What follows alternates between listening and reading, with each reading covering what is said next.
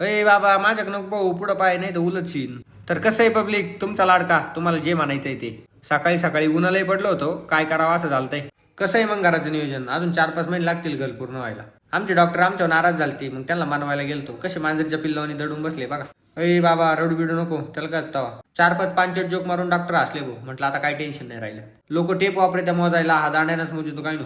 या माणसांची तर वेगळीच तर आहे भाऊ. यांना दुपारी चहा लागतो, संध्याकाळी लागतो, कधी लागतो भाऊ, काय म्हणावं यांना. आता ही कोणती ऍक्शन केली काय माहिती. यांना पिक्चर मध्ये कोणी कामाला घेणार नाही. हा बघा ना, जस काय एखादा बोकड्या कापू राहिला तशी ती सिमेंटची कोण कापितोय. अरे या माणसाला खडी लय लागू राहिली. नाही हो, कामच लय नाद खोळा करू राहिली. नादच नाही करायचा. अरे बाबा इकडनं पाहू पुढं पाय, नाही तर त्या गाड्या संगच तू पण पडशील. तर कसं आहे ना पब्लिक, आज नाही का सगळे काम एकखटी आले होते. ऋषी दादांसोबत नाही का मला मार्केटला पण जायचं होतं, बघायचं होतं कसं मार्केट राहतं नाही का. पहिल्यांदाच जातोय. हा तर कांद्याचे पैसे यायच्या आधीच मोकार नोटा मोजतोय. मोकार पैसा आहे याच्याकडे. कसं आहे ना, रस्त्याचे काम चालू होते, मोकार धुळुड होती. म्हटलं एक तर थंडी आहे, विषयच व्हायचा.